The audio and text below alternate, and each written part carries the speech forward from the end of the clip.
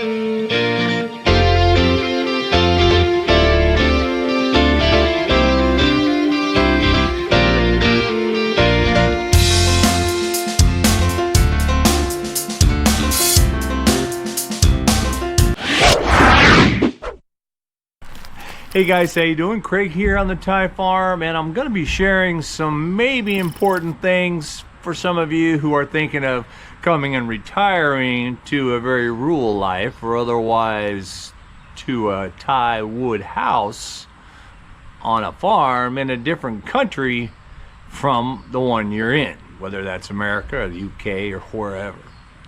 Now, adapting for me from a California desert community to a tropical environment here in Thailand, there's a lot of things to consider, and I'm probably not going to be able to cover all of them in this video because it is somewhat of an individual thing. Adaptation, it's how much you really want to adapt.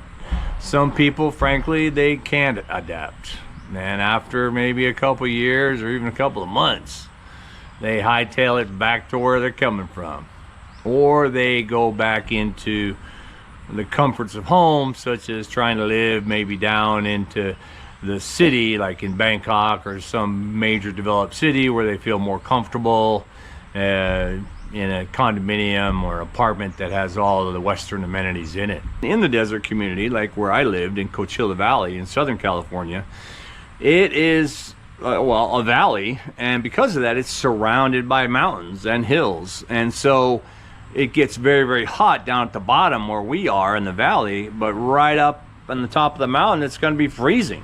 As a matter of fact, when it snows during the winter, you'll see snow-capped mountains and hills all the way around you. It can snow in California all the way down 2,000 feet level.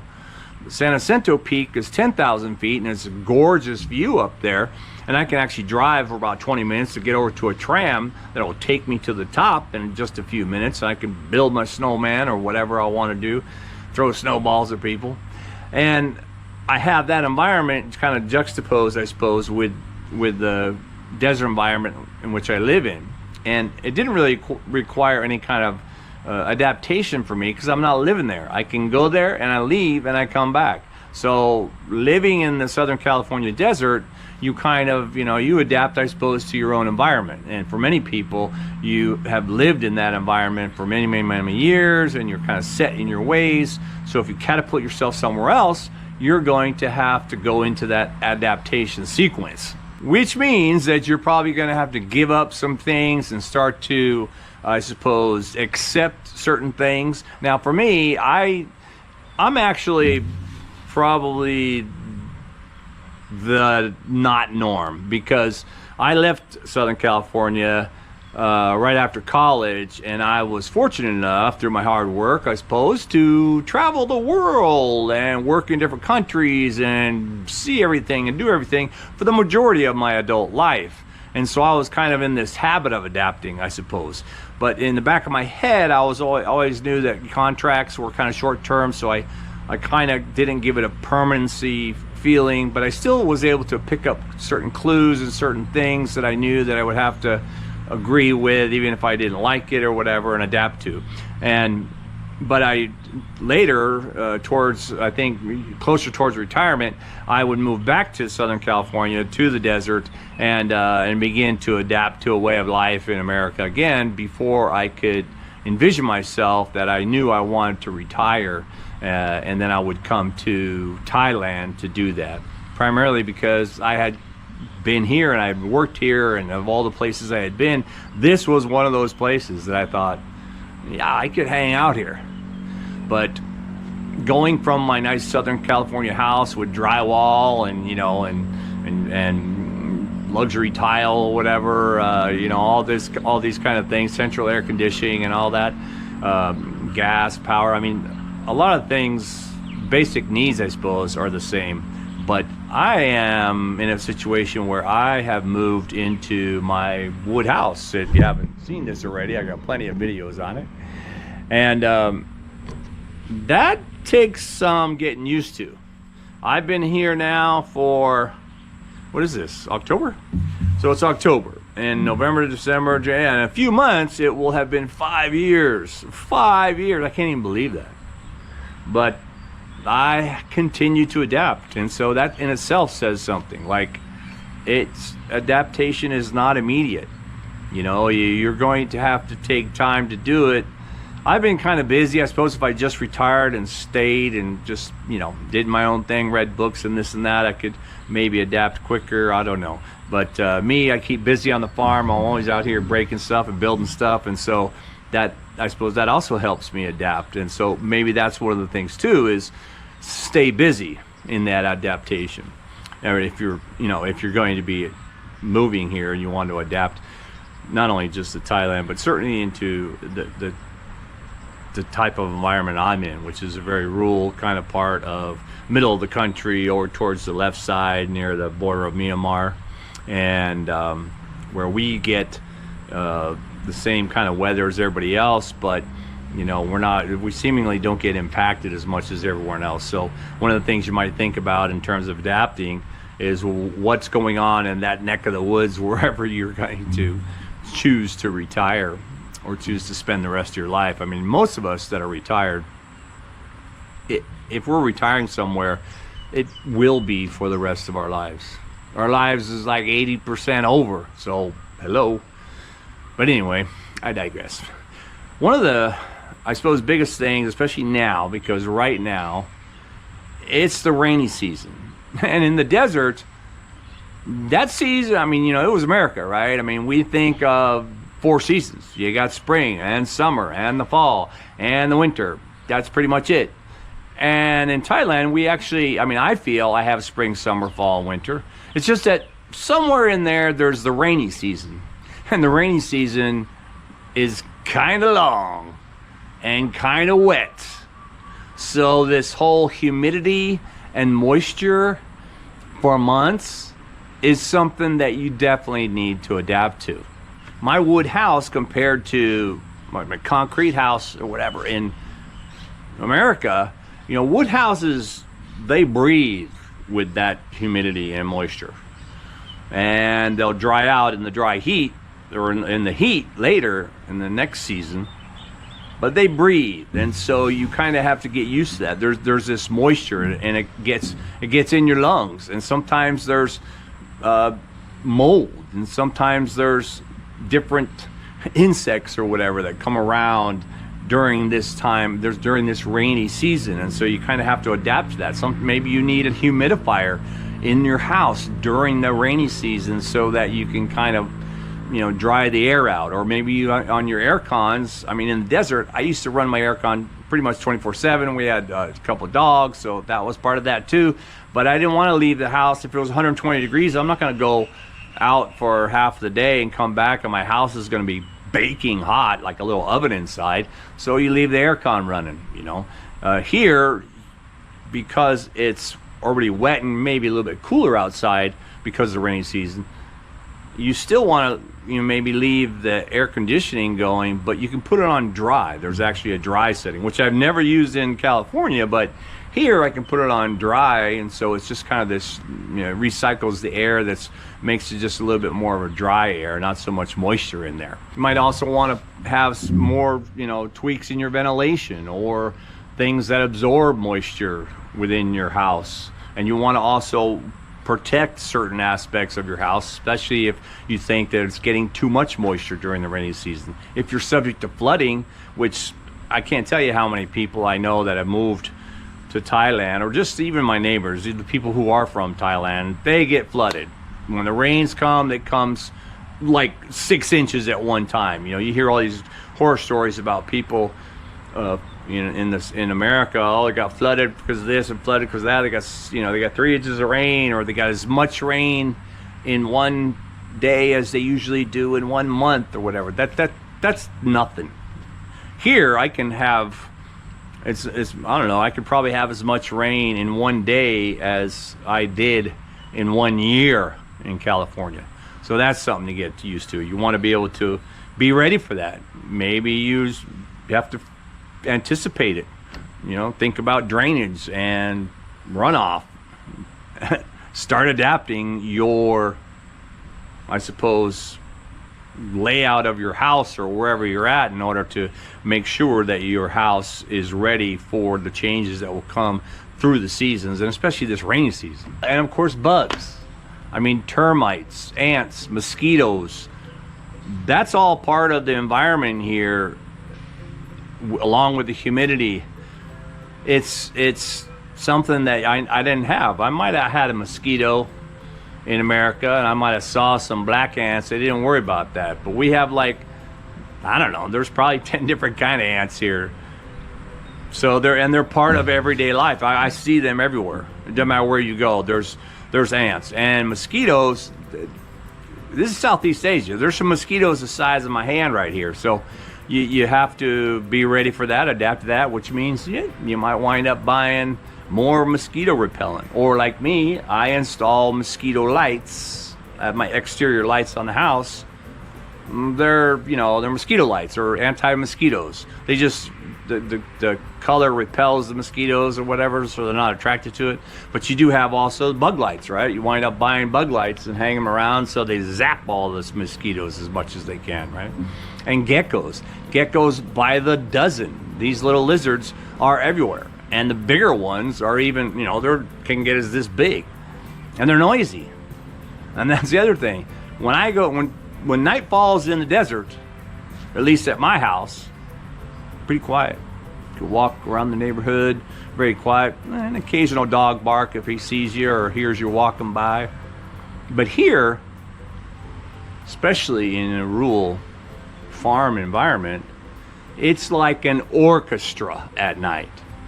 You got everything. You got 10 different kind of bugs that make noises with their wings or whatever. You got frogs that are screaming at each other. You've got night birds making noises, including owls.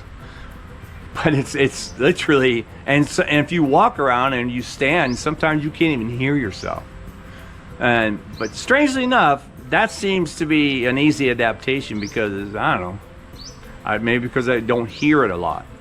And part of the adapting, I suppose, is you maybe it becomes easier for you because maybe you enjoy it, or you're like, holy moly, except for that one pigeon that's always going whoo whoo whoo whoo in the morning. That guy's annoying. But yeah, the sights and sounds are just massively different, so you have to be ready for that. You can't be saying, oh, I gotta kill all those things, I can't sleep. In a wood house, one of the other things is people like to think that, well, you can hear everything better, or I should hear everything louder than you normally would in your concrete house. Maybe that's true. I don't know. We don't have big neighbors, so I can't hear everything. If I had a wood house right next to another wood house, maybe we could hear each other. But So maybe that's maybe that's the thing where if you're thinking about a wood house, then don't put it between two concrete houses or whatever, maybe, or be right next to another wood house or something. But yeah, the sounds is just incredibly different than what you have in a California desert environment. You might get the occasional, I don't even know if I had geckos. No, I didn't. I had, maybe there was the lizards and stuff, but I can't remember any of the sound. Oh, coyotes, yeah. There were, you know, our house was kind of butt up against the open expanse of the desert and some ravines and stuff. And if you walked out there, and certainly with my dog, I could actually drive my golf cart out there, you would hear the howling of coyotes at night. Not a whole lot as you would be farther away or up closer in the mountains. You could hear them a lot more, but yeah, that's occasional. Not something I even worried about. Although occasionally a coyote would traipse through the neighborhood, maybe snatch a cat. But here, you know, maybe you hear dogs, because that's right. There are just a plethora of dogs who, they don't howl, but you know, if a strange dog comes by, maybe this group of 4 or 5 dogs start all barking. Next thing you know, they're all barking in the middle of the night, and you can kind of hear that off in there.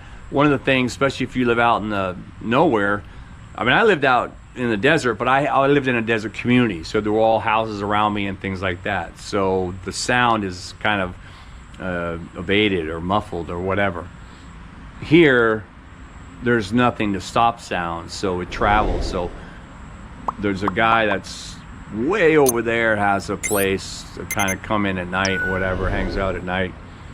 It's not a house to live in, but it's his farm shack or whatever, hangs out.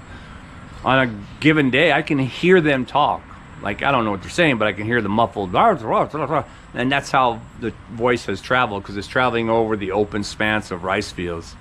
And that's another thing with speaking with the sounds.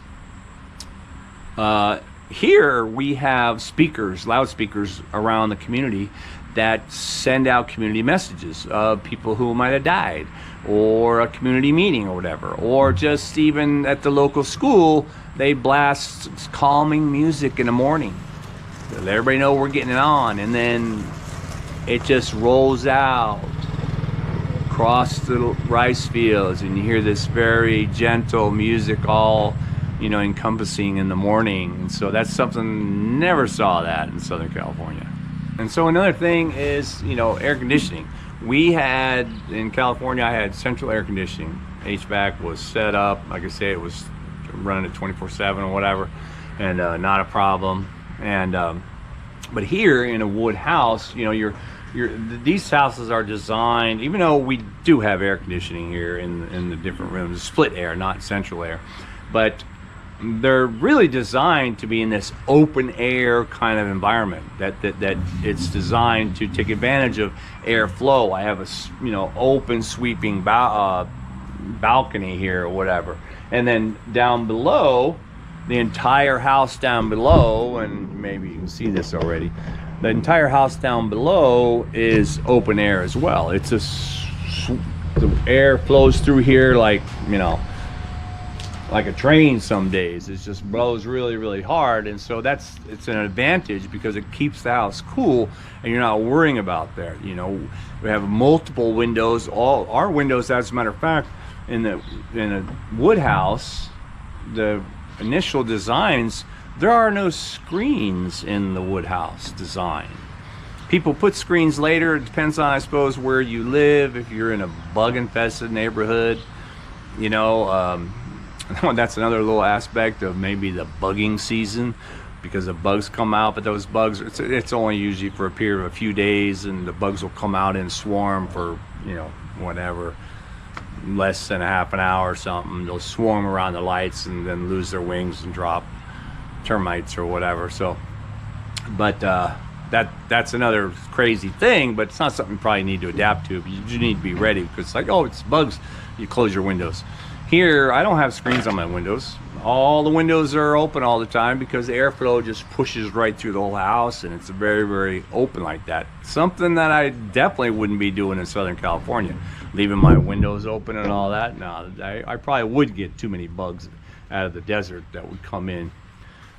Flies, mostly flies, gnats or whatever, and maybe there was some mosquitoes. Here, I don't even worry about mosquitoes. There are mosquitoes here. If I go sit out underneath the wet, damp wood place at night or whatever, the mosquitoes will come out and they'll probably get bit.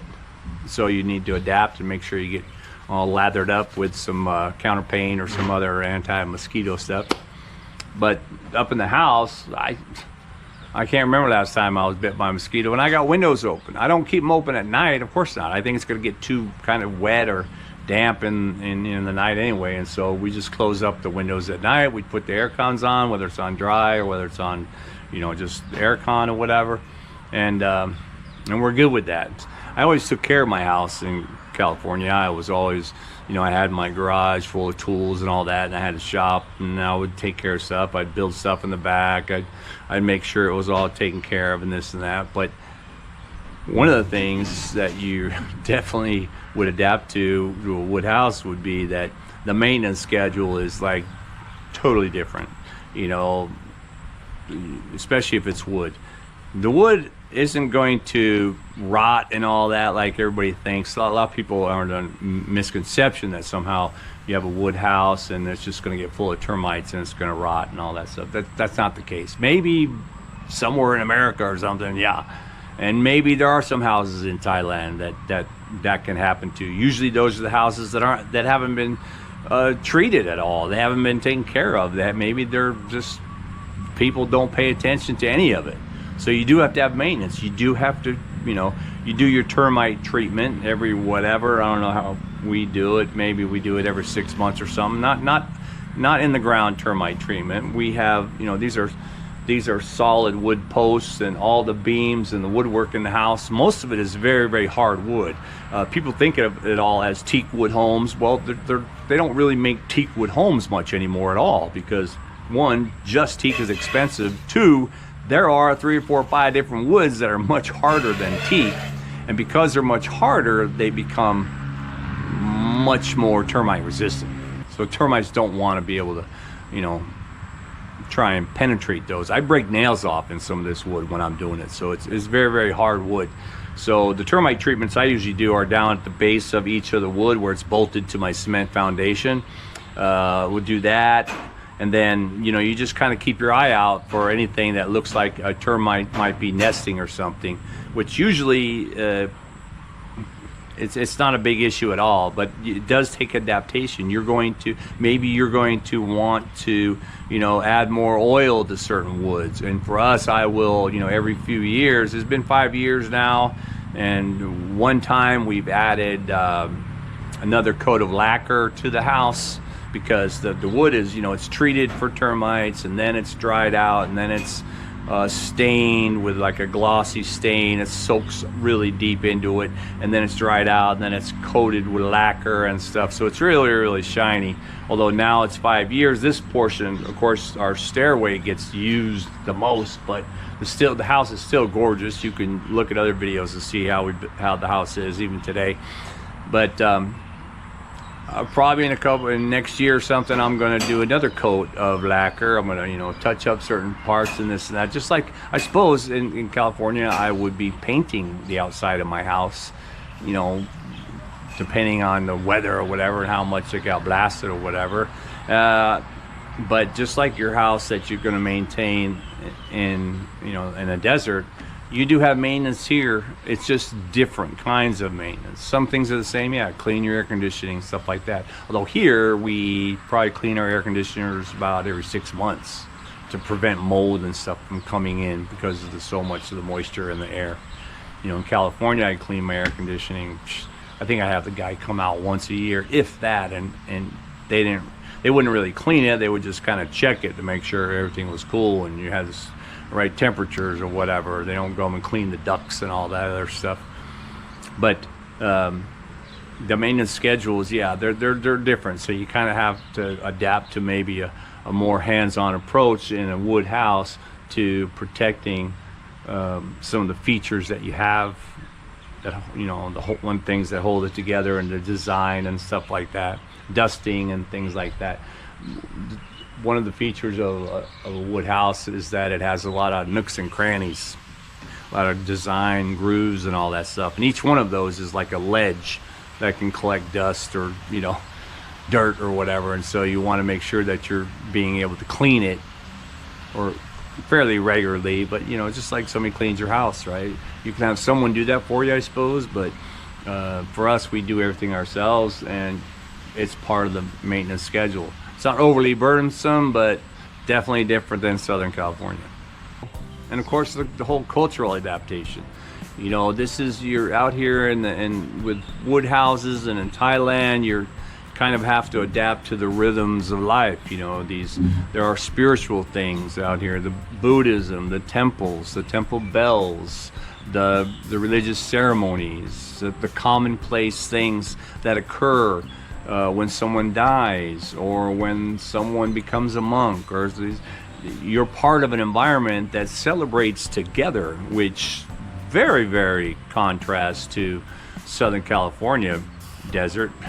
Having, you know, basically got to watch out for your neighbor or whatever. And we lived in a retirement community. It could be 55 and older, so it was a 55-year and older community at the time. And yeah, they'd have, you know, they'd organize, hey, we're all having a barbecue up at the pool house or whatever, and this kind of stuff. But yeah, they wouldn't go around and announce that, you know, Uncle John died or whatever, and this and that. And you know, if somebody died, you'd probably hear it secondhand. Hey, did you know Bob over there died in number 5522 or something? You're, oh wow. But here, yeah, and that's one of the, if you're not, I suppose, culturally adept or whatever, then you might find that very, very strange, and you don't know how to respond. But you know, you really just would want to embrace it and go with the flow, and know that this is a part of the rhythm of life that, you know, is a very positive thing for you in terms of you trying to adapt to it. And along with that, of course, is the language. So you speak English, they speak Thai. Oh my God. Well, you don't have to speak Thai, but adapting to learning a few words is going to be to your benefit. And obviously, if you maybe you're older like me, and you know, you don't learn languages like you did when you're 10 years old. You know, these people that speak, oh, I speak 7 languages. Yeah, because you learned them, you started learning them when you were a child. You know, and so it's much more difficult. But your ability to adapt to the language is something that you should embrace, because you can, you know, it's going to help you in the community, right? You know, it doesn't matter. You can go out into any 7-Eleven or any store around here, or in the restaurants and stuff like that, and not speak English. Most people speak a little bit of English in Thailand. It's the official second language anyway.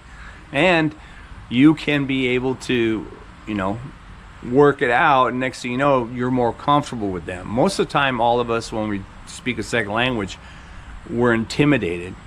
So we don't speak as much as we know how.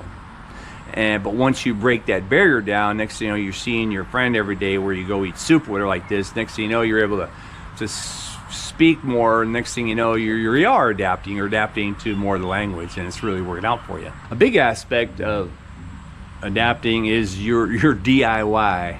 The DIY guy, and your ability to start doing things yourself. Especially, I mean, in Southern California, like I said, I used to do everything. I did a lot of DIY in California. That was great like that. And here you come, you think, I'm going to do DIY here, which I do, but it wasn't easy, and it in some cases still isn't. The biggest DIY adaptation there is going to be like the tools and stuff. Not only are you on a different voltage, right, 220 versus 110, but the tools themselves, they're not of the same quality, and they're not of the same design, and you're going to have to kind of adapt to that. A lot of homemade hammers and homemade knives and homemade saws and all these kind of things that you do have to adapt to. And it's the same with some of the solutions and chemicals. Well, I would go to Home Depot in California, and I could get something to clean the pavement on my house, or do this or that, the other thing, something that was not toxic or whatever. Here, a lot of the stuff, frankly, is kind of toxic, and so you have to be ready and be smart about it and be, you know, careful when you're using all the different chemicals. That includes, especially around the house, pesticides that you're going to treat, termite treatment or this or that. These are like poisons that can kill your pets too. So you kind of have to, you know, you have to be ready to. You can't just say, oh, that's that stuff I used to do that. Give me that stuff. I'll go over there and I'll pour that in there just like I did in California. Well, no, it's not the same stuff. And your water and power systems, very, very different. I've established most of my water and even half the power systems here on the farm myself, because it's just what I did, but it was something I needed to do. I needed to adapt to that. I mean, yeah, I could pay someone to do everything. You know, yes, you could pay someone to do it, but even then you're going to say, well, why'd you do it like that? Why didn't you go like this? Why don't you use this kind of thing or that kind of thing? Because in Thailand, they don't have this kind of thing or that kind of thing, so you got to use their kind of thing.